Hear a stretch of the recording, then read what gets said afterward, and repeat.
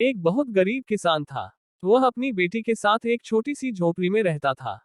उसके पास खेती करने के लिए इतनी कम जमीन थी कि उसकी फसल को बेचकर उसे बिल्कुल थोड़े से रुपए मिलते थे। उन रुपयों से वे लोग ठीक से खाना भी नहीं खा पाते थे। वह राजा के पास अपनी समस्या लेकर आया। राजा दयालु थे। उन्होंने किसान को अपनी जमीन में से कुछ जमीन दे दी खेती करने के लिए। उन्होंने कहा, यह जमीन तो हमारी ही रहेगी, लेकिन उस पर उगने वाली फसल तुम्हारी होगी। किसान ने राजा को बहुत बहुत धन्यवाद दिया। एक दिन वह खेत की जुताई कर रहा था। तभी उसका हल किसी कठोर चीज से टकराया। उसने वहां खोद कर देखा तो उसे सोने की एक ओखली मिली। किसान ईमानदार था। उसने अपनी बेटी से कहा, हमें यह ओखली राजा के खेत से मिली है। जिसकी जमीन है उसी की यह ओखली भी है। इसीलिए हमको इसे राजा को लौटा देना चाहिए। किसान की बेटी बोली, नहीं पिताजी, आप ऐसा मत कीजिए। आपको सिर्फ ओखली मिली है। यदि राजा ने आपसे इसकी सोने की मूसल भी मांगी तो आप क्या करेंगे?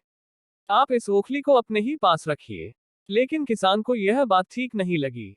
वह बोला, जो चीज हमें मिली ही नहीं, वह मांगने का राजा को कोई अधिकार नहीं है। वह राजा के पास ओखली लेकर पहुंचा।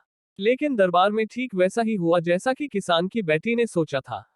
राजा ने सोचा कि किसान ने लालचवश मूसल अपने पास रख ली है। किसान बेचारा सोने की मूसल कहां से लाकर देता। नतीजा यह हुआ कि किसान को जेल में डाल दिया गया।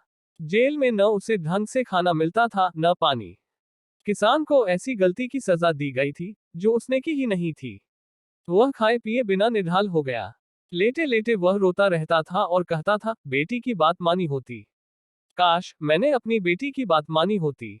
एक दिन राजा ने उसे ऐसा कहते हुए सुन लिया। उन्होंने किसान से पूछा कि वह ऐसा क्यों कह रहा है। तब किसान ने राजा को पूरी बात बताई। राजा को अपनी गलती का एहसास हुआ। किसान को तुरंत छोड़ दिया गया। किसान की बेटी को राजा ने दरबार में बुलाया।